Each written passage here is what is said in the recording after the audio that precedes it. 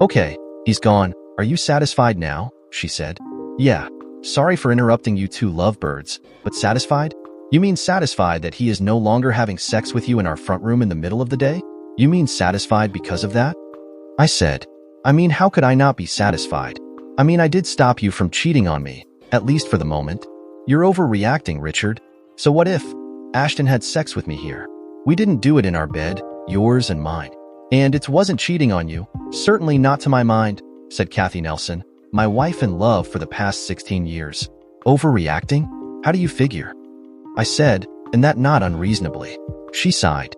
It's only cheating if the stud of the moment has some hope, however vague, of replacing the husband of the moment. Adam has no such hope, not even, she said. He feels a need that you don't. Sorry, Richard, but you're boring. And I wouldn't be surprised if I bore you. It's nature, I guess. We've been married a long time. Boring is part of the equation. Boring? You mean I am boring? Oh, and I must say that you are more than creative in your definition of cheating.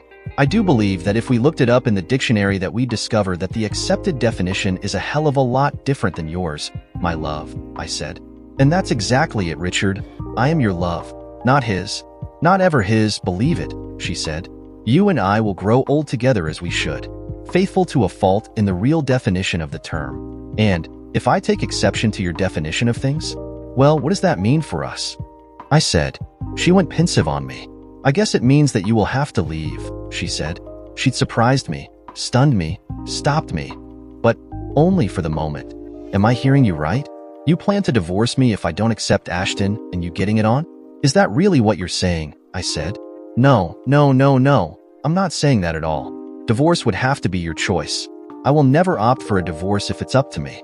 I'm just saying that unless you are okay with me, well, playing with Ashton on the side, that you cannot stay here in the house until you are okay with it.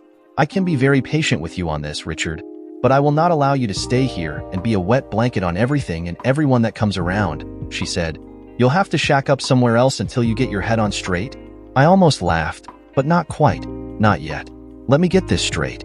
1. You plan to continue having sex with him whether I like it or not because I'm boring. 2. You're kicking me out, if you can, if I do not agree to like it? That about the size of things? Yes, more or less, pretty much. The house was my parents'. It belongs to me, not us. So, never doubt that I can get your jealous but booted, at least for the short term. And I say the short term because I know that as time wound on, you'd come to your senses and realize that me doing Ashton would be a good thing for you, as well as for him and me.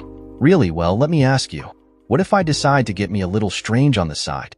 I mean, accept your little dalliance and require you to do the same? How about that? I said. Do it, she said, without hesitation. Yeah, you say that because you know I never would. Right. She snickered. You still haven't lost all of your hair, your looks either. Just do it. I can't very well object to you playing if I'm doing it, she said. My turn to snicker.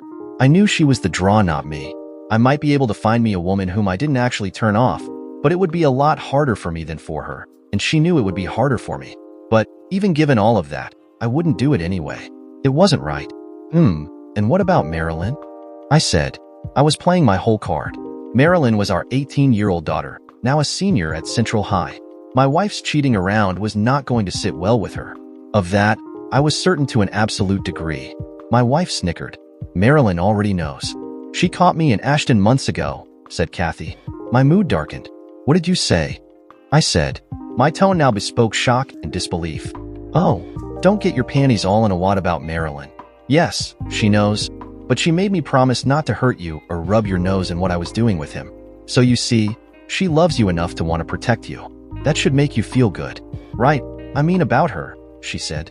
Well, even if you're not lying in your teeth, you seem to have broken your agreement with her. I mean, I am hurt, and you are rubbing my nose in it even now, I said. No, I'm not, well, not on purpose. I guess I have to admit to hurting you. You really didn't need this mess, she said. I ignored her more than flawed logic. Marilyn will be staying with me.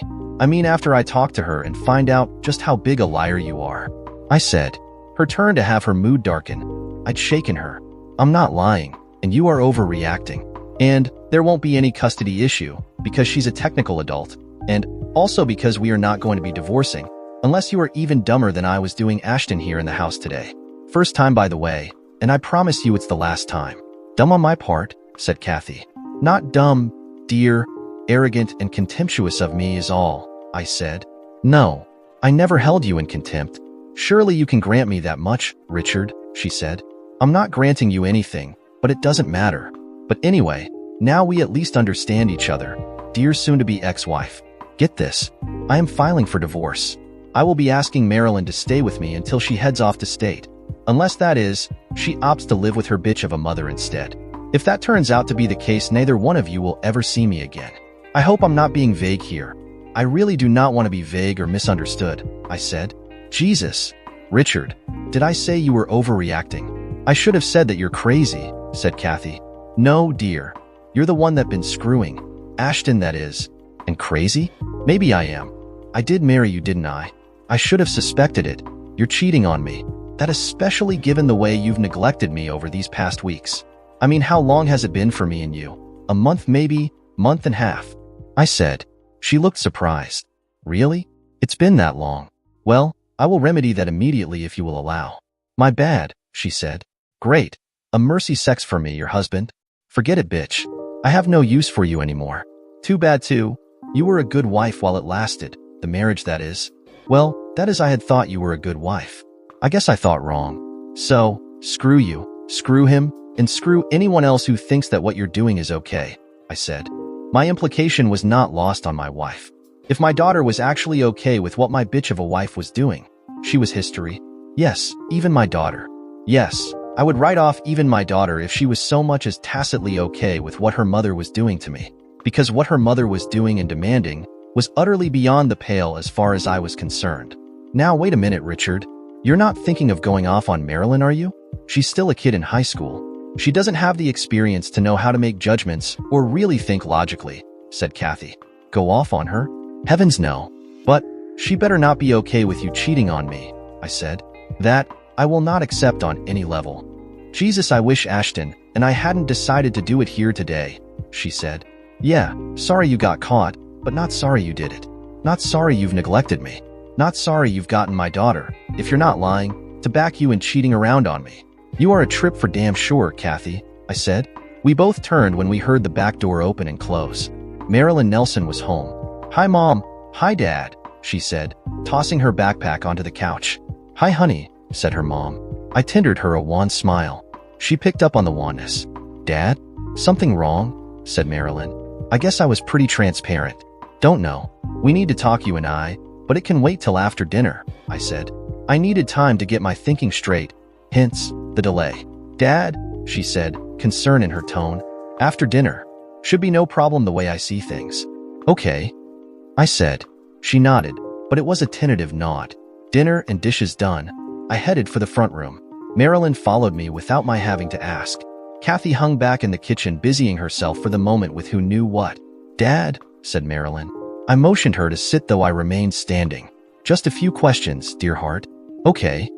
Kathy had come in, but just leaned against the kitchen entranceway to monitor things. Did you know that your mother had a lover and kept that knowledge from me deliberately? I said. She took on a stricken look. Kinda yes, she said. Next question. Do you approve of her adultery? Not exactly, no, but Mom explained that what she was doing was not really adultery, cheating, she said. I nodded. Okay, final question. Your mom and I will be getting a divorce. Who would you rather live with, her and her lover, or me? I was smiling as though I had already won the race, but the truth was I was terrified that I would lose it. Huh? I don't want you to get a divorce, said Marilyn. Your mother gives me no choice. She says she intends to keep screwing her lover whether I like it or not. She says I'm boring, and that at the least until and unless I can bring myself to agree to tolerate her adultery that I have to move out. So, a divorce is going to happen. So, which is it? Her and her a-hole or me, I said. No, screamed Marilyn. Can't you just ignore her and Mr. Adams? He isn't around much. Please, Dad. Dad, couples lose interest in sex, in doing it with each other after many years. As young as I am, even I know that. Mom is just playing a little, that's all. She told me, said Marilyn. Not around much? I said. Thought today was the first time, Kathy. My wife had the decency to look away. Lose interest in doing it with each other? Who's this we you're talking about? Dad, she said. I waved her off. I guess I have my answer. You win, Kathy. I'll be gone shortly, I said. The bitterness in my heart and soul had to be clearly apparent to the both of them. What? You can't mean, started my wife. Daddy, you need to listen to Mom. She loves you, not that other guy, said Marilyn. Addie, Mr. Adams, isn't trying to take your place. And even if he were, Mom would never let him. Really, Dad? Addie, is it, Marilyn? I snorted. She doesn't love me, of that I am sure. She loves him. I'm just the one paying the bills, but no more. She and I are done, and so are you and I. Daddy, I know I was being cruel on some level, but so were they. My daughter ran upstairs. My wife and I heard her slam the door. You could have been a little less cruel, said my wife. She's your daughter. The way I see it, you're the cruel one. You and good old Ashton are the ones who have destroyed this family, and my relationship with my daughter. I hope that someday you realize just how badly you've chosen her too, I said, nodding toward the stairs. Oh, you are so stubborn, she said. Stubborn, no, but utterly intolerant of what you are doing. And, in case it matters, I am hurt and jealous and filled with hate and bitterness. Have a bad life, all of you, I said. Then, I headed upstairs to get my things. I was packed and on my way downstairs in half an hour. As I packed, Kathy had kept up an almost ceaseless barrage of ill-conceived arguments, railing at me to calm down and rethink my decision to leave. She even threw in promises of primo sex to be delivered immediately and with gusto if I'd cave. But I was determined to never touch her again. Regardless of how everything played out in the weeks and months ahead, I was gone and settled into the Rockville Lodge within an hour of having left the pair of them. Kathy's parting shot was that she would ruin me if I dared opt for a divorce. And that was the rub. I had adamantly held that I would be divorcing her. But did I really want to go that route and get financially screwed? I decided to do nothing for the present. If I met someone that I wanted to spend my life with, it might be a different story, but in the near term, inaction was going to be my modus operandi. And that regardless of the message, it was likely to send to the two women now formerly in my life. I guess I need to digress for a moment. Who the heck are we exactly? The Nelsons? Well, as to that, the following might be of some utility. Me, Richard Nelson, 38, 5'8", 145, auto mechanic, not terrible looking for a slightly balding, slightly paunchy ex-jock, track and field. My wife, also 38, 5'7", 120, housewife, very pretty dark-haired ex-cheerleader. Marilyn, 18, pretty, popular, still growing in womanly terms, but looking to be a mirror image of her mom. And was, and still was, the apple of my eye, that in spite of her, as I saw it, betrayal of me. I'd be a long time getting by that one if I ever could. She kept checking her watch, and then her cell phone every 2 minutes as though she were waiting for delivery of her lottery winnings. She took another sip of her martini and sighed. "How's it going, Kathy?" said the barkeep, coming up to her as she waited. "Okay," she said. He was Jim Barton, head barkeep at the Blue Lagoon Inn. He knew when to gab and when to shut up.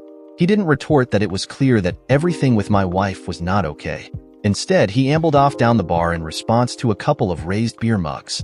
She started as another woman plopped down on the stool beside her own. "Carla, Jesus, you startled me," said Kathy. "Sorry anyway. What's up?" "You sounded stressed out when you called," said Carla Dunn, age 36, pretty, short, and best friend of her current companion. "Yeah, well, I am, I guess," said Kathy. "Okay," said Carla. "Richard caught me in Ashton, and he's moved out," said Kathy. "Oh shit, I told you doing it at your place would be a mistake." "When did all of this happen?" said Carla. "Yesterday. I don't know what I'm going to do. If he doesn't pay the bills, we'll lose the house," said Kathy. "He'll pay him. It's in his best interest," said Carla. "I don't know. He's pretty mad. I called Ashton earlier, and he has offered to move in and pick up the slack if Richard doesn't return by week's end. Ashton does make more than Richard, quite a bit more, but will he want to be paying bills in the long haul? I mean, will he want to keep our relationship going if he has to pay the freight for any serious length of time? He's not as steady or as trustworthy in the long haul as Richard is. It's just that Richard and I have gotten to the doldrum state of things, sexually among other things. I need the variety. But now, what should I do, Carla? I mean, it'd be bad if Richard were to return and find Ashton moved in. And then there's Marilyn. She and Ashton get along okay. She likes him well enough, but she is kinda on the fence because of me cheating on her dad. "I see," said Carla. "But well, she's young, and I was able to convince her that her dad wasn't losing anything and that me doing Ashton was just meaningless recreation. I got lucky with that one. She essentially even told her dad that it was no big deal. But of course, Richard was not having any of that. He's written her off too, said Kathy. Oh my, said Carla. Yes, oh my for sure, said Kathy. Girl, you've got to get hubby and daughter back on speaking terms. If you can do that, you might be able to claim the role of good guy and get Mr. Straight Arrow to forgive and forget. But 10 to 1, good ol' Ashton's gonna have to end up as collateral damage in this little tableau, said Carla. You know, I see what you're saying, and I think you may be right, said Kathy. But I really don't want to lose Ashton either, said Kathy. You may not have a choice, or better said, you may have to make a choice. You should wait a little bit though. Give Richard a chance to cool off. Also, maybe if he gets horny enough, that might be another chip you could play, said Carla. Yes, actually that was one thought that I had already. The one thing I am sure of is that it won't be too long before his little balls fill up and his little Johnnies start doing his thinking for him. He is a horny little toad. Okay, I will be doing a bunch of thinking on what you've said, said Kathy. Yes, do. I'd hate to see you two busted up. You've always been good together in spite of you, always needing to play around on the side. Oh, and again, you might want to wait a while longer than the end of the week before you let Ashton move in with you, a month or two at the least. And if Richard does pay the bills while he's out there amongst him, Ashton shouldn't be moved in at all, if you get my meaning, said Carla. Meanwhile, Marilyn was with her boyfriend. I don't know what to do, Glenn. I need my dad, but he hates me, said Marilyn. The boy laughed. Look, Marilyn, you're what, 18? I'm just 19. We're kids, at least to them, the adults. Heck, you're still in high school. Look, the one thing I'm sure of is that your dad, really both our sets of parents, love us. Your dad will come around. We gotta go back, she said. He nodded and started the engine. He was turning onto her street when he gave her an idea. What you need to do is to tell your dad that you need him. Let him know that he's the man, not that Ashton guy your mom is playing with, said Glenn. Yes, but how to do that? He won't talk to me, she said. Yes, he will. Or maybe you could get someone else to tell him how you feel. I mean, if you want, I'd do it for you. She gave him a look. You? I can do it. I mean, if you want. She snickered, but then she didn't. She looked serious. I'll think about it. Meanwhile, Kathy was talking to Ashton. Yes, he left, and he's really upset. It's going to be a while before he's in a mood to even talk to me, let alone return to our bed. His and mine, said Kathy. Jesus, how are you going to get on if he does divorce you? Said Ashton. You get to move in and pay the bills for the foreseeable future, she said. He sighed. Okay, no problem. I can do that. But you will have to be picking up expenses right away when you do. Would that be all right? You will be getting a lot more sex than before, though. Any chance of getting a little of that right now? I do think that I just might be able to accommodate you. So, why don't you come over here and take me? They soon had wild sex, and when they were done, they laid beside each other. You really needed that, he said. It was not a question. Yes, finally, I needed that, especially after what my erstwhile hubby did to me the other night. I mean, leaving me and Marilyn high and dry like that. So, Marilyn will be staying with us, not him. I mean, if and when I do move in. Yes, he kinda dumped her when she wouldn't condemn me for having you on the side. The kid doesn't know what hit her, not yet at any rate. She will. Yes, and it won't be pretty. Not for him and not for her either, she said. He nodded. The Rockville Lodge was cheap, close to work, and had the added benefit of being next door to the Wild Horse Bar and Grill. The bar part was especially of interest to me under the circumstances. I needed to drink a lot. My daughter's siding with her mother, and more. Expecting me at the least to deal with it by ignoring it had hurt me bad, really bad. Now, I was alone. No family, no girlfriend, birth family estate ways geographically. Yeah, I was alone all right. I went to work every day, claimed my seat at the Wild Horse every night, and slept. Except for eating, that was pretty much my entire life at the moment. I wondered how Kathy was going to view me not divorcing her immediately, as I had pretty much intimated that I would. Probably thought that I might be opting to follow her dictum, that I had to leave, but just until I got my head on straight about her screwing Mr. Adams. That she would have been wrong to so believe or think, notwithstanding. I was going to be totally absent regardless and unreachable by her if indeed she even made the effort to try and contact me. I was of the opinion, unexpressed it is true, that at some point she would be coming to me to pay the bills. That is, if she didn't go the divorce route herself and get the courts involved in that little ditty. And Marilyn, my daughter? I would speak to her if she came to me, but she would have to abandon her mother as she had essentially abandoned me if she expected a positive result for her. I would not be my wife's willing cuck under any circumstances. And then, it was 6 months after the split. And I did get the visit, but that from neither Marilyn nor her mother. No, indeed. I got it from Mr. Ashton Adams himself. It was Saturday morning. I did have to go to work. I was subbing for Grant Schuler, my partner in crime at the shop. He'd gotten married the week before to one Carrie Snodgrass and wanted to do the honeymoon thing if it was all right with me. It was. The knock on the apartment door, as I got ready for work, caught me mid-bite into my toast and cream cheese. I got up to answer it. The knock? Yes, I said, to the well-built, dark-haired, and tallish man staring down at me. Hello, Mr. Nelson. Yes. I'm Ashton Adams, he said. I slammed the door in his face. He knocked again, paused, knocked again. I opened the door once more. Get away from here, a-hole. I have nothing to say to you, I said. Your daughter sent me, not your wife. He'd stopped me with that one. My daughter? I said. Tell her to come here herself if she wants to talk. Look, give me a couple of minutes of your time, and I will be out of your hair. Please, he said. It had been months since my leaving, and I did have to admit to a degree curiosity if nothing else. I didn't respond to his request, but I did head back inside, leaving the front door open. He followed me and closing the door behind him. I took a seat at the little utility table the lodge afforded and nodded toward the seat across from me for him to sit. He did. I guess you hate me. To the bones, I said. He nodded. I understand. No, you don't. If you did, you wouldn't be screwing my wife. Mr. Nelson, yes, your wife and I do have a thing going, but it's not love, nor is it likely to ever be. I guess you could say we're friends with benefits who never do anything together but the deed.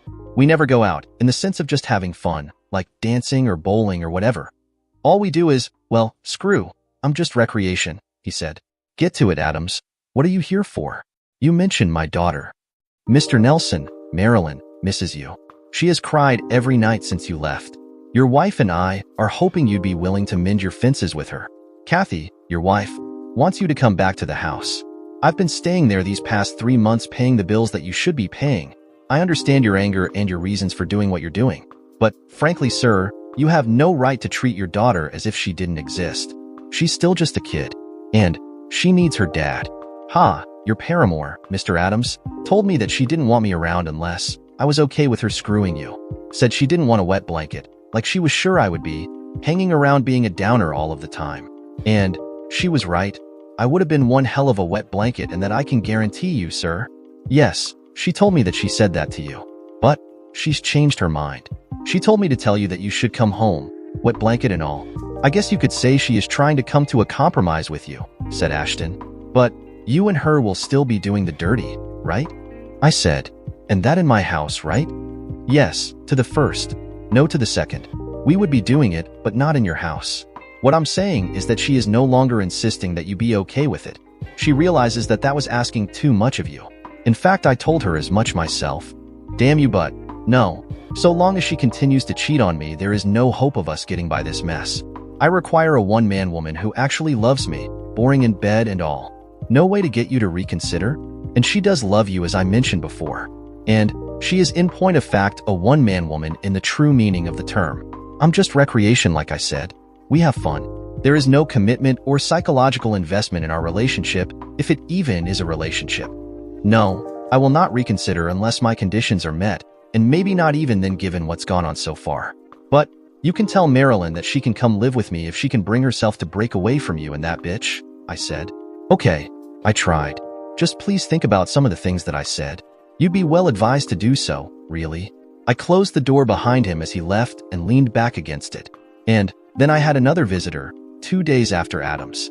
I began to wonder if there might be some kind of conspiracy in the works to brainwash me and get me to accept my wife's terms. But with Adams' gambit history, I figured that all hope of any kind, on the part of my wife, of reconciliation between her and me was at an end.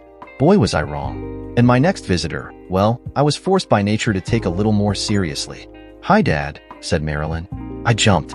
Marilyn, you startled me. I had been working on a transmission when she made her appearance at midday.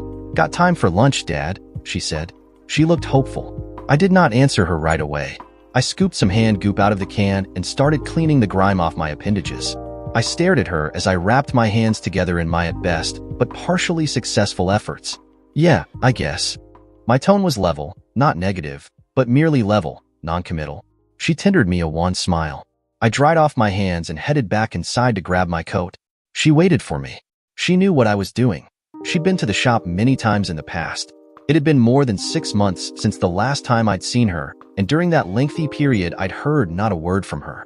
Now I had to believe that Adams might have had a hand in that, but who knew? I went over to Grant's Bay, where he was doing a tune-up on an old Chevy, and let him know I was going to lunch.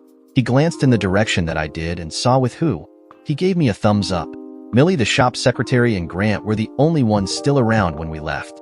The rest of the crew and Millie's assistant were already gone to the cafe down the street, the sometime lunch venue for our crew. I decided I didn't want a lot of questions from my fellow workers when I got back. I had her drive to the Denny's on Maple. We'd be anonymous there. Nice ride. Your mama buy it for you? She tendered me a quizzical look. Huh. New Corvettes don't come cheap, so? I said. No, Ashton bought it for me, she said. I think she was feeling a little embarrassed by her display of opulence. Nice of him, I said. My voice didn't quite sound accusatory. She didn't respond. We pulled into the parking lot, got out, and headed for the entrance. She walked slightly ahead of me. I noticed for the first time that she was dressed kind of nicely, expensively. She reminded me of the very model of the spoiled rich kid. A good-looking rich kid, by the way. Well, she was my daughter. Whatever, all said and done. She sure as hell didn't look like the daughter of a workaday automech. The table we were escorted to was in the middle of the pack. The place was crowded. Well, it was lunch hour. I ordered a patty melt. She ordered a salad. I had to smile. The girl I used to know, or thought I knew, would have ordered a burger. I smiled at the thought. Iced teas in front of us. She gave me the most condescending of looks I'd ever gotten from her. Dad, you have to go back and see Mom. You just do, she said. She talks about you almost every day. Frankly, Ashton has told her to shut up more than once. Dad, she loves you, not him. He gets her off, but you make her day, or used to. Yes, she's selfish and she wants both things. Ashton's easy and willing to agree to her plan. It's only you who is being so hard to get along with. Daughter dearest, are you actually so contemptuous of me to believe that you can come to me, after all that has gone down, and treat me like a little kid who doesn't know anything? Tell me, I'd really like to know what your condescending attitude is based on, I said. Dad, I didn't mean. Marilyn, do you have any idea how ridiculous and odd and strange and frankly unrealistic you sound? Nobody, no husband is going to put up with being his wife's willing cuck. None. But she expects me to be just exactly that, and apparently, so do you. I said. She sighed. Actually, I don't expect you to. It's clear to me that you are just too old-fashioned to give in to her. Still, I had to give it the old college try. Oh, and you do know I started college this past quarter, right? Didn't get the email. But I knew you probably had, I said. She had the decency to look at least a little bit guilty. Yeah, I guess communication from our end has been kinda not forthcoming. Oh, and neither has it been from your end, she said, looking more than satisfied with her retort. I promised my bitch of a wife that I would not be talking to her, and I guess the way I remember I told you that even you will be subjected to the same treatment unless you break off your relation with her. So, I guess I am the only one who is keeping his word. And the way I look at you today, your bitch of a mother's boy toy has done a good job of buying you off. What the? That Corvette out there for one thing, I said, more than logically. Huh? You think that? She started. Oh, yes, I think you are a sellout and logically thinking that 10-year-old Rover I would have given you, and kept in mechanically tight condition by the way, would have paled into insignificance compared to what Mr. Richman has your pretty bum riding in, I said. Rover? What? She said. It's at the shop. You know I keep it in primo shape all of the time in case you decide to come live with your dad. You know, the one who isn't cheating on his spouse, I said. She gave me a hard look. I'm staying at the college, Dad, not with them. But I'm there a lot mostly to help Mom keep it together. Keep it together? For what? Yes, she can't get over you leaving her like that. She needs you, Dad. She wants Adam, but needs you. Adam's okay, but he's almost totally devoid of sensitivity. You, on the other hand, are Mr. Sensitive. Mom needs you. I need you, she said. Oh, she needs me, but for what? She has a boy toy to satisfy her sexual needs, pay her bills, get her daughter an expensive car. Why not make some effort and start getting her remaining needs satisfied by that new guy? I said. Dad, you are such a pain sometimes. I plead guilty, but daughter dearest, you ain't seen nothing yet. "Daddy, please think about coming home, please." I looked at her and tried to gauge the sincerity of her request. "Maybe, when the bitch dies. At least you didn't just blow me off," she said. "Anyway, old Adam Babies moved in with her then? I mean full-time?" "Yes, recently. He's paying the bills you should be paying." "Oh, should be? Just like your bitch of a mother should be opening her legs only for me." "Daddy, you are so darned old-fashioned." "You got that right. Hell yes, I am old-fashioned and I like it this way." The food having come, we talked a little longer, and I was able to get a pretty good picture of life at the other Nelson residence. It seemed as though, as Marilyn described it, that good old Ashton and my wife were living in a business arrangement. Polite interaction most of the time with occasional bouts of out-of-control passion. Marilyn's position was analogous to a prized worker who made the company look good, but was not necessarily indispensable. The Wild Horse was more than a bar to me. It was place of refuge. For the first several months after the split, I was more or less a solitary soul drinking, watching the dancers, occasionally talking to this or that bartender that deigned to notice my solitariness. But then I met someone who kinda gave me a push, got me to get involved with other barflies, some of whom were women. My inspiration was Jillian Starling, and yes, that was her working girl moniker. I'd learn later, much later, that her real name was Lillian Gray. Jillian's day off was also Saturday, said it made her feel human to be out and about with the morally upright public. We talked a little as barflies often do, but not about anything serious. I never asked her anything personal, and she never asked me either. It worked for us. Hence, I didn't know she was a working girl. Well, not right away. Then, I did. It was late and I found her sitting on the ground, leaning back against her car, crying. "Jillian, can I help?" "Huh," she said. "Can I help?" "My car is broken again. No one will talk to me, let alone help me." "Not out here on the parking lot," she said. "Not out here? Your car is broken?" I said. "No guy wants to be seen with a working girl out here. Decent people might get the wrong idea," she said, about as sardonically as I'd ever heard anyone say anything. "Working girl? You're a—" I started. "A hooker for pay." "Yes, I am," she said, almost fiercely. "Well, I'll help you. Got a key?" I said. "I don't work on Saturdays," she said. Her meaning was clear. I wasn't getting any tonight if that was what I was thinking. No, I wasn't looking for, well, you know. "But I do know something about cars," I said. "Your keys." She handed me her key ring. She'd been clutching it in her fist.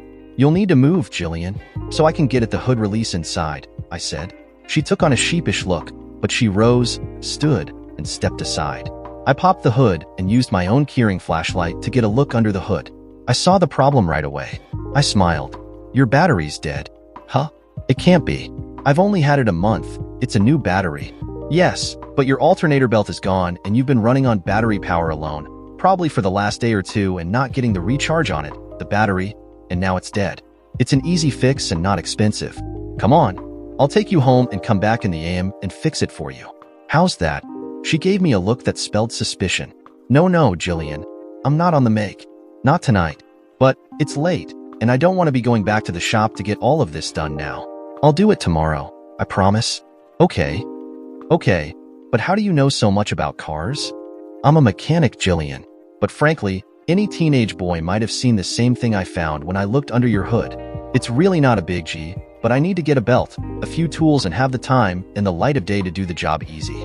I hate working on cars in the dark. A mechanic? You never told me that. No, I don't want to hear a ton of stuff about what went wrong with everyone's car when I'm out at night, so I never say anything about my job. You're a special case, a damsel in distress. I took her home and kept her ignition key. I'd need it in the morning to get her car. I'd let her know that I'd have her wheels back to her by noon the next day. Grant would be helping me out to deliver the car. She was tentatively grateful, I guess is the way I would have to have described her attitude when I left with her keys.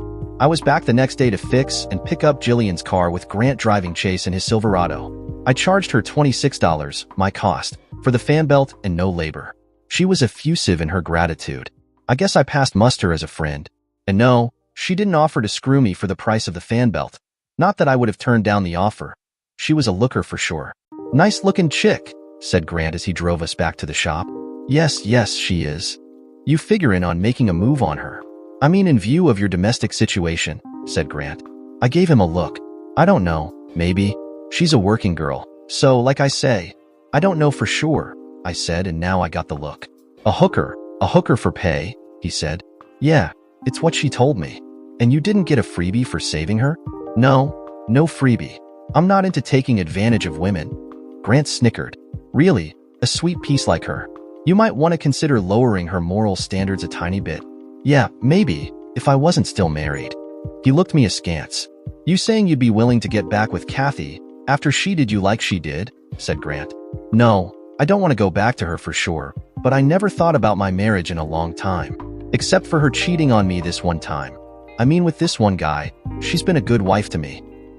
Yeah, well, you're a stronger man than I am, dude. I'd never be able to get around the stuff you said she was doing to you or saying to ya, he said. Not ever. And I'd be needing some surgery to get my foot out of her throat. We talked a little longer, until we got back to the shop. It occurred to me that he might have been right about me getting a little from Jillian. I sure as hell was horny, not having gotten any since I broke up with Kathy. And Kathy must have been thinking about that too. Maybe figuring that I'd get desperate enough to give in. Well, she was wrong at least as far as she was concerned. They still hadn't assigned me my own personal seat at the bar. Figured that had to be close to happening given how many hours I spent there. But I was usually well received by the other barflies. I just arrived and she was there, Jillian. Well, I was a little later than usual. Grant had asked me to help him with some heavy lifting that he had going, putting an engine head back in a car. How's it going? Oh, hi, Richard. Good, and you? Now I see you. I'm good too, I said, smiling. She smiled. Really? The sight of me makes you happy?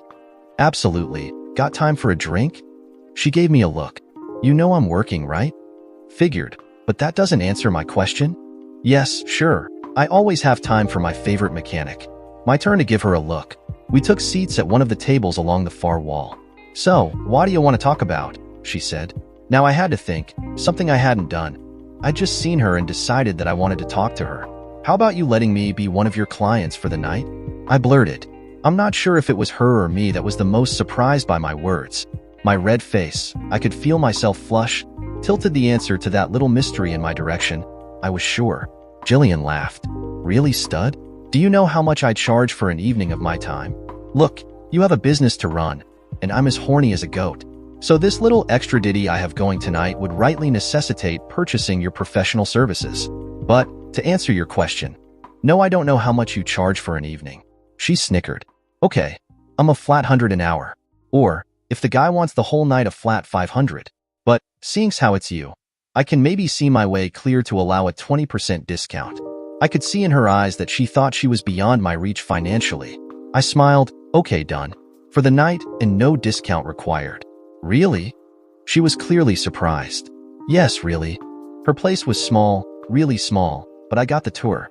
In the back was a bedroom, maybe 12 by 6, featuring a small twin bed and a really little closet jammed somehow into the wall, while toward the front of the apartment. And at the end of a 12-foot-long hallway was a combo dinette kitchenette that measured also maybe 12 by 6.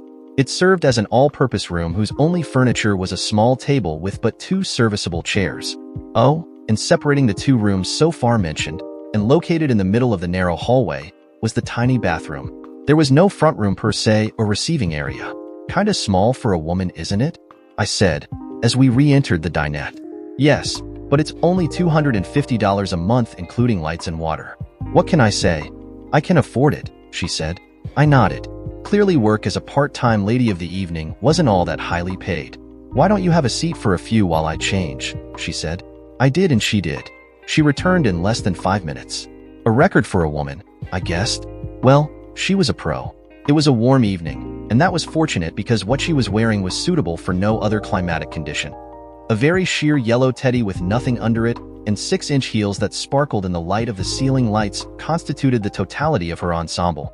I stood and took her in my arms. I had her for the night and I was going to use her the whole time. Or, at least until I ran out of spunk and energy. She lay back on the bed. She was absolutely beautiful, and I could have willingly spent the whole night just sitting next to her and adoring her. A woman who wants to can make a man. Any man. Her slave without a whole lot of effort. I was living testimony to that little reality. Do me, she said. Do me now. Yes, ma'am, I said. We had great sex. Once we were exhausted, we both laid quietly for some time. She broke the silence. So, was I worth it? She said. You bet, I said, as sincerely as I ever said anything. I just hope you didn't find me as big a loser as my wife has. You know, boring. No, you were fine. You could improve, and you will. But, in the final analysis, you were quite acceptable, she said. Certainly not boring. We showered together and went down to the corner to the IHOP for breakfast. I handed her the money and informed her that breakfast was on her. It's all I've got on me, I said. It was $500. My rent payment was going to be 2 weeks late. She laughed. Okay, fair enough, she said. We ate. She paid, and we kissed each other goodbye for the moment. Meanwhile, Kathy was with her friends. And how did you come about this little piece of information, Carla? Said Kathy. I saw them together at the Wild Horse, said Carla. Kathy sneered. So, my moralistic one-woman man is playing on the side too, said Kathy. Makes one wonder for sure. Yeah, I guess, said Carla. What are you gonna do? Not sure. This is so off the charts. But the woman better not be thinking of being around too long. I won't stand for another woman that I do not approve of being anywhere near my man, she said. The hypocrisy of her words did not register with either of the two friends. Kathy followed Jillian and soon was on her tail to a bar. She watched the other woman from a table across the room, a stem glass of white wine on the table in front of her. The woman being watched was clearly plying her wares. Kathy Nelson smiled. Well, it was amusing. Her husband was betting a hooker. A dozen thoughts, half-formed plans, and images of revenge ran in her head. She would bring this craziness of his to a screeching conclusion. He was hers, not some gold-digging bitch's. Just as she was about to get up and leave, well, she'd seen enough.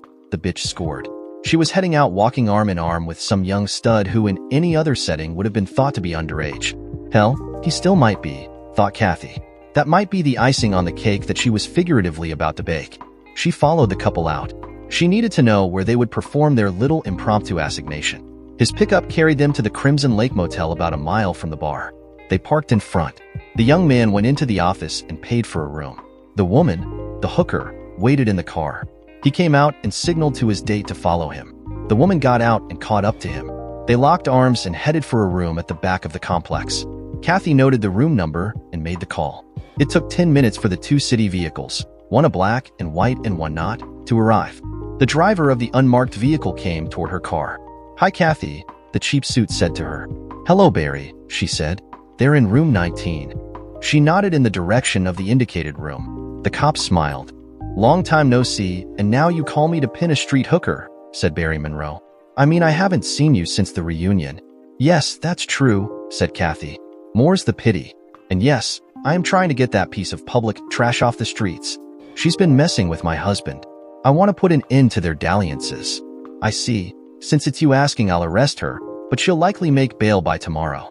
You do know that, right? And you sure you've got a video of him handing her the money? Yes. Good. I'm going to need it to make the arrest stick. Okay. Yes, of course. It's here on my cell. Just get the phone back to me when you're done, okay?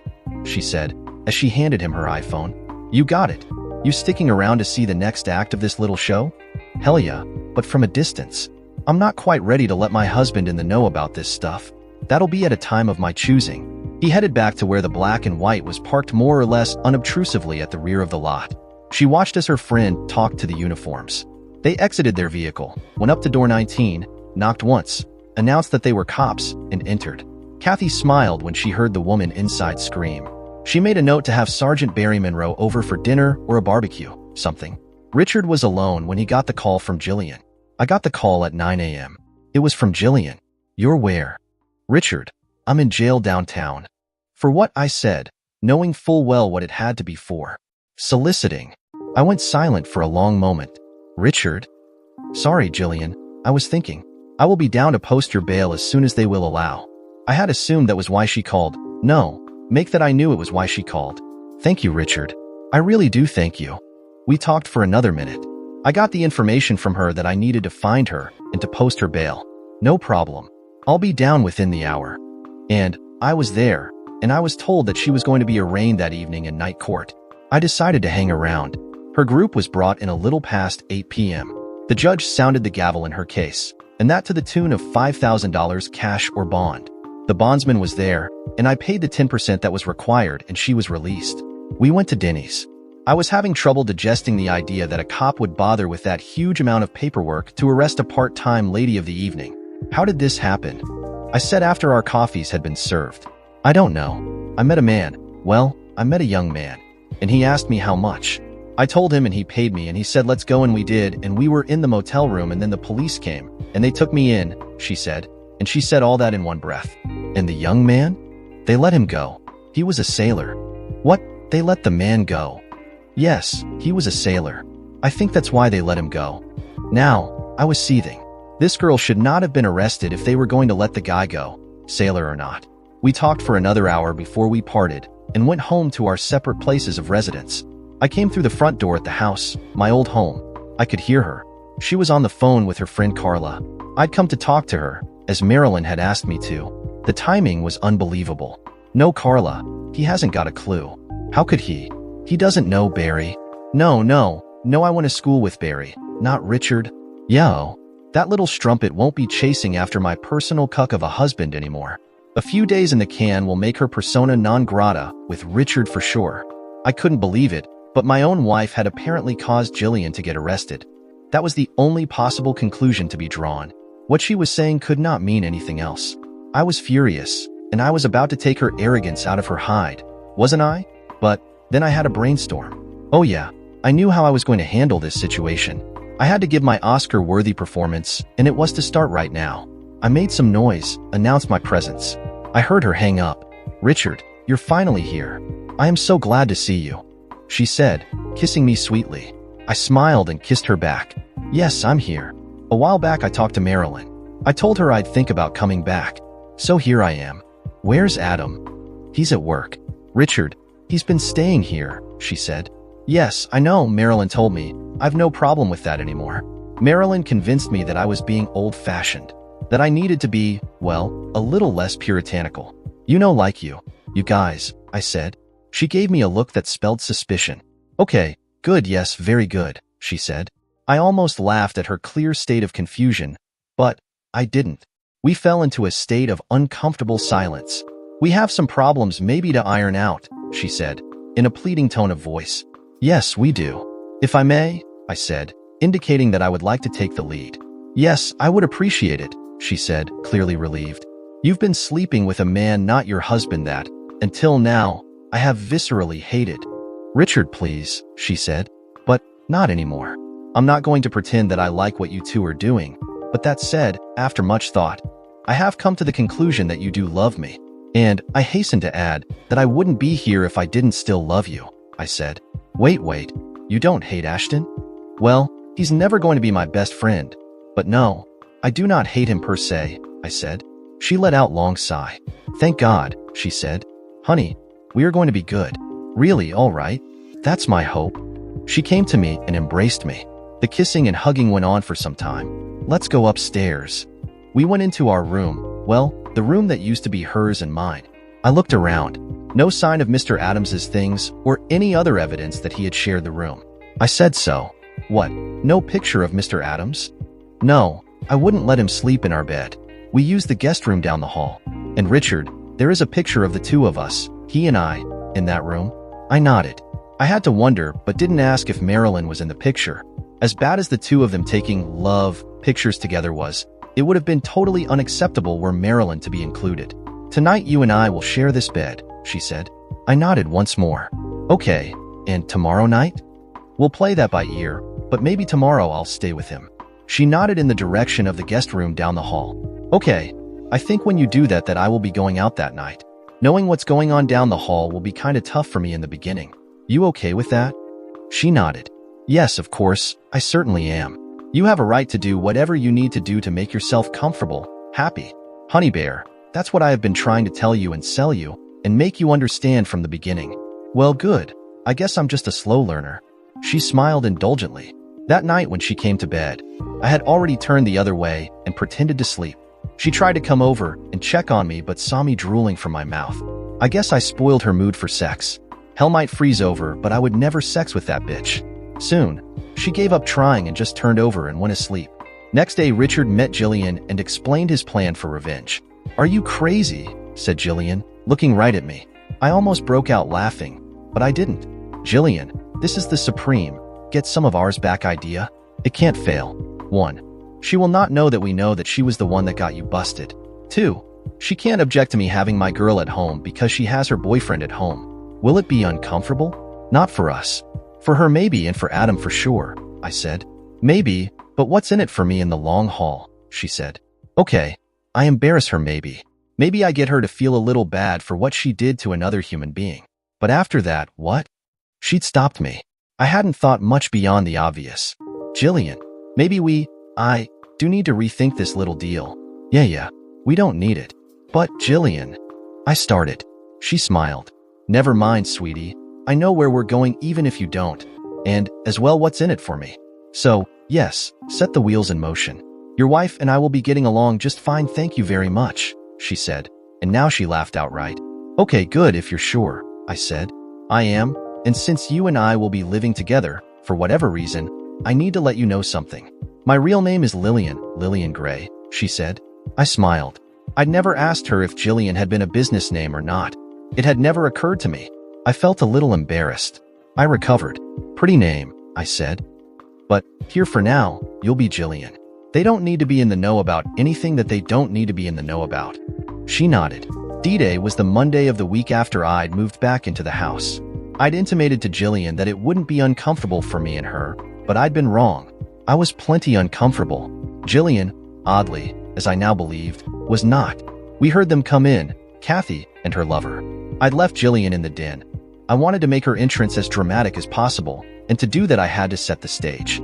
Hi, honey, said Kathy, hanging her coat in the atrium and shivering to indicate the cold outside. Well, it was already November. Hi back at ya, I said.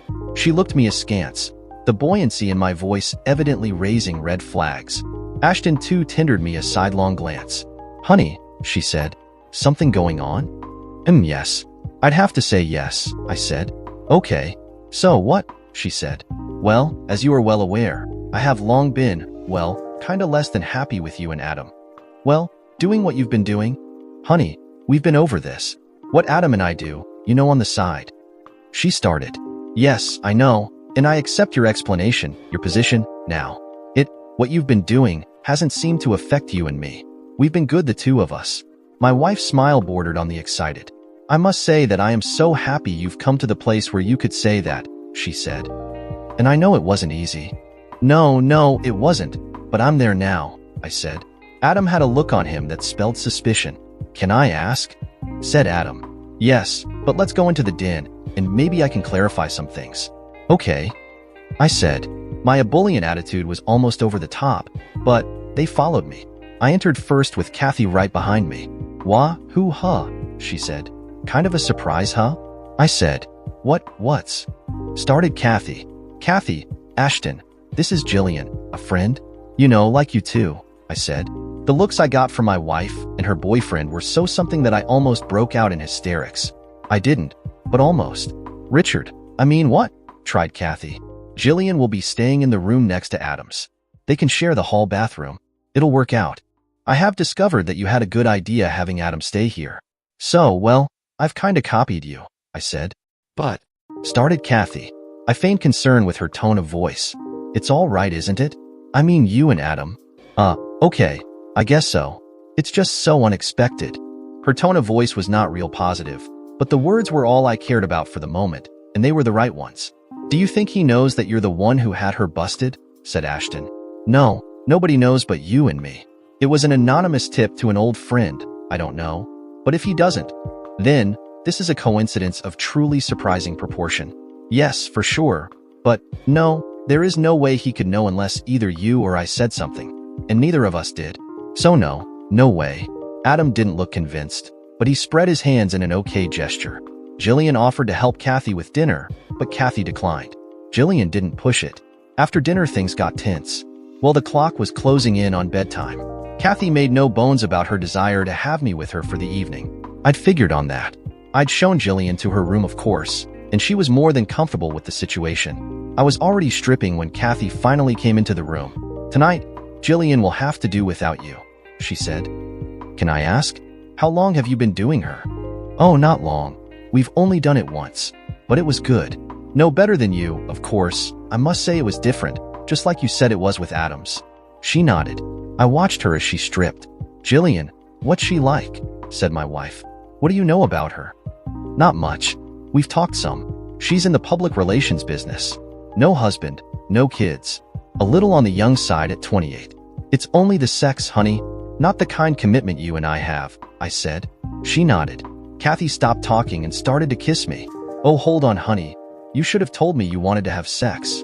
I stopped her and stepped back. I just finished my ammo on Jillian before you came in. I thought you were going to sleep with Ashton tonight. And honestly, after all day in the garage and then with Jillian, I might be out of steam. Kathy's jaw dropped and she walked out of the room. I'll be with Ashton tonight. A few minutes later, Kathy was with Ashton. Ashton looked at her and said, "So, you say he doesn't know what she does for a living. Is that right?" Apparently not. He thinks she's in public relations. The man across from her laughed.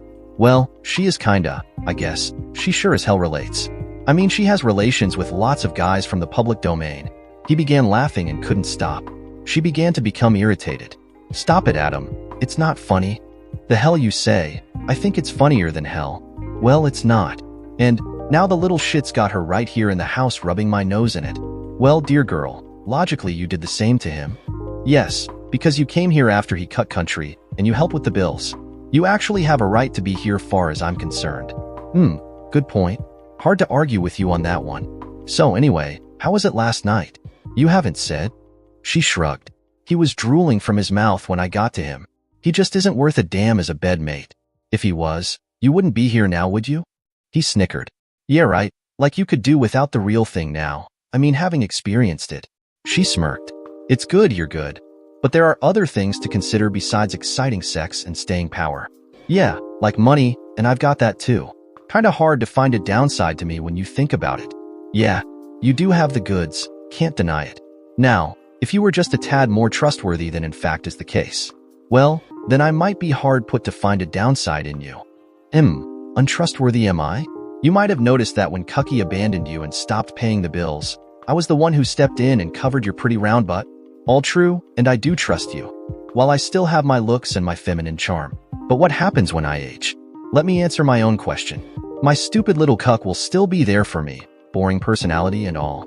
While you, never doubt it, will be out chasing younger tail. He spread his hands in an I surrender gesture. Richard was outside listening to the conversation. I leaned against the wall just outside of the room they were in talking smack about me. She'd hurt me with her words a lot. I was torn between going in and just having it out with them then and there, and just getting my stuff and Jillian's and us leaving. Leaving finally won out. I hustled down the hall to where Jillian was ironing a couple of her dresses. She and I had to talk. Yes, we will leave, but not until after you and I get it on some more. Maybe in a couple of weeks. She was right. A little time with us getting it on under their noses was the ticket. Meanwhile, Kathy continued her conversation with Ashton. Should we say something to them? Asked Kathy. No, they're going to be getting it on. We know it, they know we know it, and that's the long and the short of it, said Ashton. You're not jealous, are you? No, not exactly. I'm a little miffed that I had no warning. I gave him warning. Yes, a warning. I'm not sure a warning has any usefulness. It sure didn't have any with you telling him. And your warning was really more of a softly put ultimatum the way you've described it to me. We'll just go with the flow and not make a big deal out of it. She's a good-looking bitch, but she's not in your league. Don't worry about it, okay? Yeah, I guess you're right. You're always right, my big man, she said. You know, sooner or later he's gotta shit or get off the pot, and it looks like he's gonna opt for the former. You gotta think about divorcing the guy and putting him out of his misery. I know, but I don't really want to. I mean divorce him. And yes, I know it's not fair to you in spite of everything I said before. Anyway, I'll think about it. Where are they? Said Jillian. In the den. Let's you and me go to your room. Let them wonder and stew over it. I'm not needing her permission, much less approval after what I overheard. So let's just do it, okay? She smiled, took my hand, and led me down the hall from the kitchen where we'd been talking and sipping our hot teas. What's that? It sounded like a scream. Ashton leaned back in his seat. That, my dear, is the male of the species sticking it to his mate. Or, more accurately, the female of the species' cries of surrender as he takes her. Or, put yet another way, he's screwing her. That has to be a fake scream. He never made me scream like that. Yeah, but she's a much smaller woman than you are. And you've been used to getting it from me. Well, me and those that came before me. He gave her a knowing grin. Smart shit. She's a professional hooker. I'm sure she's had plenty of experiences that made her day. Maybe, but not likely, actually. Guys who know the game don't usually need to pay for it, unless they are really big-time losers. And, as good as me? Even less likely, he said. I still think she's faking it, Kathy said. Sour grapes does not become you. And you are clearly, obviously, and embarrassingly jealous, he said, laughing. She shot him a shut-up frown. Okay, I'll stop. I just think it's funny that you keep me around for the few hours a week that we do it, and shine him on if he doesn't much like it, said Ashton. I'm just as good a guy as he is. You just haven't figured that out yet. She sighed. You know, Adam, I have. It's just that, I don't know. I guess I'm just used to him. He makes me feel safe, loved. You. I love you. And I will protect you. And I will not cheat on you. Promise. She came to him and kissed him. A week later, Richard and Jillian walked out of the house after tormenting Kathy every night with their passionate lovemaking. A few days later, they were meeting Grant and his wife Carrie. Do you think they've gotten the message? Said Carrie. I mean, you guys moved out a week ago, and you haven't heard word one from them. No word. And no, I don't know what to make of their lack of interest, I said. They are probably waiting for you to make the first move, said Grant. I shrugged. It doesn't matter, except maybe economically, said Lillian, who was going by her real name now. Richard and I are planning on getting married, so a divorce might mean something economically, but otherwise. Married, Richard, you old devil, said Grant. Congratulations. That goes for me too, said Carrie. We, and I emphasize the word, we were going to tell you tonight, said Richard. In fact, right about now. He nodded toward the just-arriving waiter with the wheeled cart laden with the mandatory ice bucket and the equally mandatory bottle of champagne. But my well-loved intended evidently couldn't wait. I said, faking my displeasure. Lillian did have the decency to look a little red in the face. Well, I think it's wonderful, offered Carrie. Likewise, said Grant. I had to smile. Yeah, it is. A man in a cheap suit approached our table. Mr. Nelson, he said. He looked back and forth between me and Grant. I'm Nelson, I said. He handed me an envelope. You're served, sir, he said, and he walked off. Everyone looked at me. Well, how do you like them apples? I said. Now, I got knowing looks from everybody. That's why no contact from them. She's decided to make it official. She's dumping me before I could dump her. Wow, said Lillian. You can double that for us, said Grant. But we do have the champagne. It's just that now we have 2 toasts to click our glasses for. He was all smiles. Damn straight, I said. And we did click our glasses, and we did do it twice. 1 for the impending marriage of myself and Lillian, and 2 for the divorce, our wedding gift from Kathy and Adam. I'd be remembering to send them wedding invitations. Oh yeah, that was a no-brainer. For the moment, the divorce papers were put on the back burner. We ate our steaks, drank our wine, too much wine maybe, and made promises as related to our wedding. Grant would be my best man and Carrie would be doing the honors as maid of honor for Lillian. You know, Richard, said Grant, you need to get Marilyn involved in the wedding. She owes you, and I think she'll want to be doing some making up of some things to you if you get my drift. I gave him a look. Yes, you're right, Grant. I will, Lillian. I said. One of the bridesmaids, she offered. No, said Carrie. I'll be one of the bridesmaids. Marilyn will be your maid of honor. I mean, if she will. If not, well, yes, I said. That okay with you, honey? Sure, it's a good idea. It will most definitely be making a statement that your soon-to-be ex-wife will understand, said Lillian. It will indeed, I said. Her brows were knitted in thought. Dad, what day did you say that you and Miss Gray were getting married? Said Marilyn Nelson. The 3rd, June the 3rd, I said. I could see she was beginning to cry. Why? What's wrong with the 3rd? Your classes are out on the 10th. Dad, that's the day Mom and Ashton are getting married, said Marilyn. God hates me. I know it. God hates me. Oh, and you have a conflict then? I said, asking the obvious question. Do you think, Dad? I mean, after everything? Yes, I have a conflict, she said. Okay, well, it's too late to change dates for us. So, I guess you will have to choose. You know, like you did when you chose to live with your mom instead of me, I said. Dad, I've already told Mom I'd be her maid of honor, she said. Oh, you mean so she can marry the guy she made a cuck of me with, broke my family apart? Well, have a good time, sellout, I said. I rose from the table and left. More talk just didn't seem to make a lot of sense to me. She was clearly in her mother's camp, not in mine. So, that ended it. I no longer had a daughter. Dad, please wait, she called after me. But I was gone. The same damn day, cried Kathy. Yes, Mom, and I heard him again. And this time there will be no making up with him, said Marilyn. You need to go back and tell him that you'll be his lady's maid of honor, said Ashton, butting in. No, Adam. I made the arrangements with Mom first. I'm going to stick with my promise. It's Dad's to understand, said Marilyn. Ashton Adams spread his hands in an I tried gesture. Honey, I release you from your promise. Go to your dad. He's still hurt because you chose me over him when we broke up. You're right, if you don't go, he will consider it the last straw, and you may never see him again. I know it, said Kathy. No, Mom, Dad is just being stubborn as always. He needs to grow up, not me, said Marilyn. Her mom nodded. Okay, then, I guess we just get on with life and do for ourselves, said Kathy. But, I have to say, I do feel for your dad. I hurt him and now you have. Regardless, even if he is partly at fault, and he is. The divorce had gone smoothly, smoother than most, I guessed. No alimony from me. Well, she was marrying a wealthy man. She got the house, but I got half the equity in it after they sold it. Dear old Ashton wanted a bigger place now that they were married. Something more expressive suiting their superior status as I saw things. And yes, Marilyn had been her mother's maid of honor. And no, we no longer communicated with any of them, nor they with us. 2 years gone now, since the divorce. Did I ever think about my ex or my daughter? Sure, on occasion. But I didn't dwell on it anymore. Not since that last day talking with Marilyn. Lillian and I were doing right well. A new custom-built home on the outskirts of town. 2 newer, though not new cars, and a baby on the way. All in this our 2nd year of marriage. No time to dwell on the past. Oh, and Lillian was a housewife now, and only that. The Wild Horse was still my main hangout, mine and Lillian's. It had never been Kathy's, let alone the Adams. Way below their class. But, for whatever reason the gods had in mind, it was today. Lillian and I were sitting at a small table toward the back.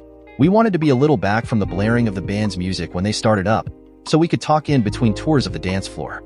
They didn't see us when they came in. No, not Kathy and the Adam. No, it was Kathy right enough, but she was with another guy, and the kisses he was showering with, even as they were escorted to a booth across the room from us, was a sure indication that they were more than platonic friends. Look what the cat dragged in, said Lillian. Got your cell phone? I said.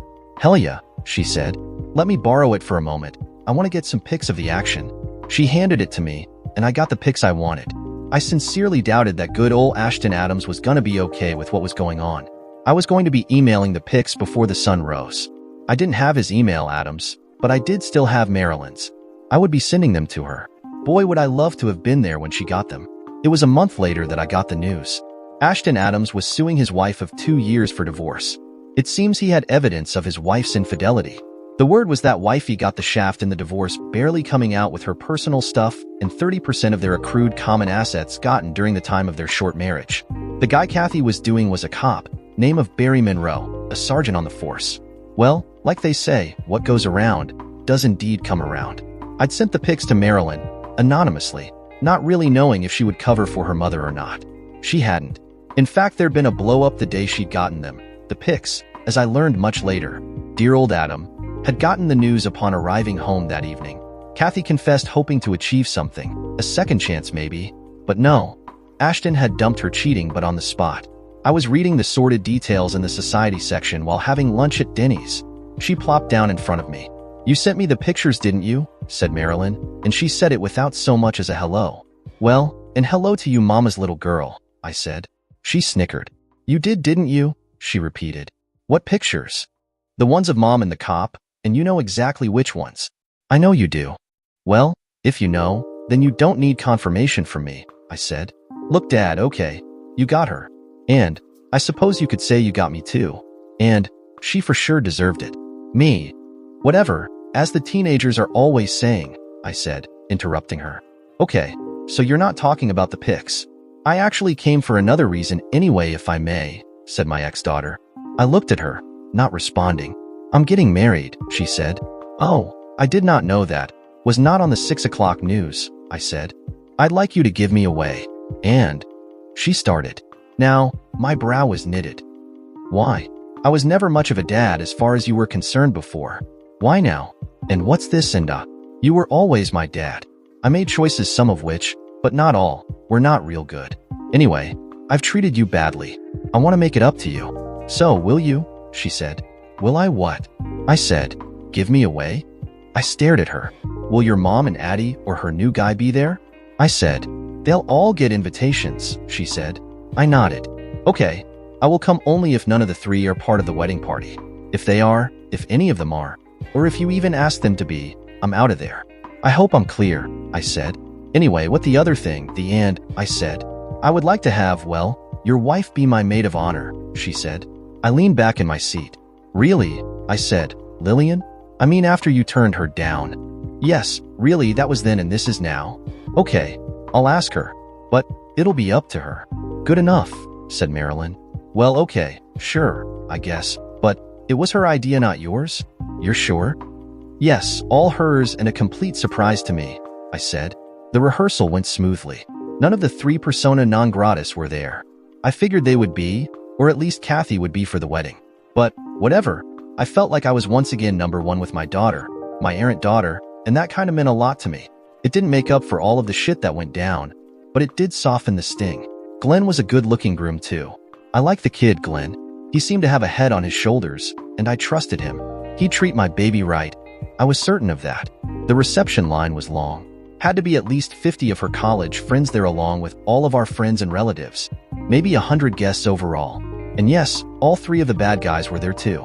None of them were in the wedding party, but they all sat at tables close to the front. Kathy and her cop at one table, the erstwhile Ashton at another. I watched Kathy closely. What's caught your interest, cowboy? Said Lillian, as she nodded toward the focus of my interest. I was just wondering how long before the cop became a cuck like Ashton and I did? I said, smiling. Good question. Maybe she's learned her lesson? And what lesson might that be? That the grass is never really greener on the other side of the hill. I snorted. Yeah, well, I might tend to disagree with you on that one. I mean, look at the grass I'm cultivating now. I can tell you for sure that it is definitely greener than the pasture I used to play in. You get a point for that one, she said, and you might get lucky tonight. My turn to laugh. That's my sincerest hope, I said. The toasts made, dinner done, father-daughter perform-a dance in the books, and general dancing and drinking underway. Lillian and I had taken seats at the back to catch our collective breath after a more than athletic go at a dance floor. I hadn't noticed her coming toward us. She took a seat across from me. You got me good, didn't you? Said Kathy. I stared at her now. What's the matter? Cat got your tongue? And good afternoon to you too, said Lillian, while smiling like a beaver gnawing on a softwood pine tree. Yes, good afternoon to you too, I echoed. Kathy snickered. Look, Richard, I just wanted to say no hard feelings. Barry and I talked. He made me see just how one way I'd been and how cruelly I'd dealt with you. I'm sorry, okay? And I wish you and Lillian here all the best. Anyway, that's all I had to say. Okay, she said. Yeah, okay. No feelings, hard or soft. If I may, said Lillian. Of course, said Kathy. We'll be talking one of these days, all of us, but not today. Today is your daughter's day, said Lillian. I nodded my agreement. Okay, I hope we do. I think it would be good if we all could be friends. We'll see. There's a lot of water under the bridge, Kathy, and a lot of it is still pretty brackish if you know what I mean. But, as Lillian is saying, there'll likely be a time. Good. I'm going to go and find Marilyn now and wish her and her man the best. She waved us goodbye and strode off in search of the newlyweds, and I supposed her cop as well. I noticed it was an hour after our little conversation with Kathy when a dance with my new wife was interrupted by the two of them. No, not Marilyn and Glenn, who had been busy the whole time haranguing their own wedding. No, it was Marilyn and Ashton. This surprised me. Dad, can the two of us talk to you for a minute? Said Marilyn. I mean, huh? I mean you and... Please, Dad, she said. And yes, Ashton and I. Okay, but you'll be talking to the both of us, I said, nodding toward my new woman. Well, not really new, who, I should add, seemed less surprised than did I. Richard, Mr. Nelson, I think this is the time to maybe mend some fences.